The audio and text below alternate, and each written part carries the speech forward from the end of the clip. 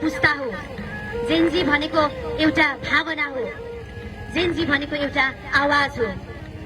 त्यस मानेमा यहाँ उपस्थित हामी सबैजना जेनजी हौ, हामी सबैजना जेनजी हौ।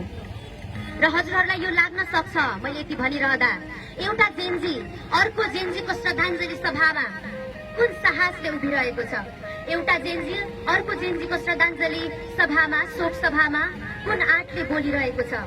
तर म यहाँहरूलाई यो भनौँ कि म त्यही आँटले अनि हामी त्यही साहसले यहाँ उभिरहेका छौँ, बोलिरहेका छौँ।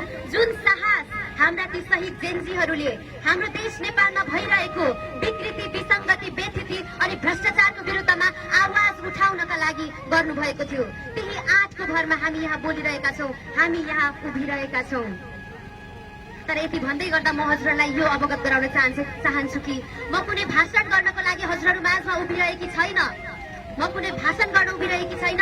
किनभने भाषण त सायद हाम्रो राजनीतिज्ञ नेता, ठुला मान्छे भनाउँदाहरूले गर्नुहुन्छ होला।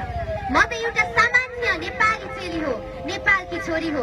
मलाई भाषण गर्न आउँदैन, मलाई मात्र मेरा भावनाहरू पोख्न आउँछन्।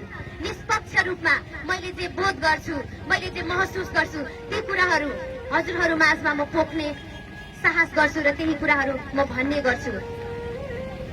त्यस मानेमा आज यहाँ हजुरहरूको माझमा पनि मैले त्यही नै प्रयास गरिरहेकी छु।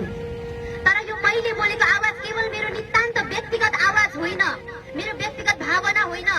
यो हामी सबै जेनजीहरूको भावना हो र यो हामी सबै त्यो एउटा पुस्ताको, हाम्रो युवा समूहको यो एउटा आवाज हो। यसलाई सामान्य रूपमा नलिदिनु हुनको लागि पनि म अनुरोध गर्दछु। त्यसर्थ मैले यहाँ हजुरहरू माझमा मेरा आवाजको साथमा शब्द सौगात या भनौँ शब्दमा मेरा भावनाहरू मात्रै ल्याएर आएकी छु र त्यही प्रस्तुत गर्दछु।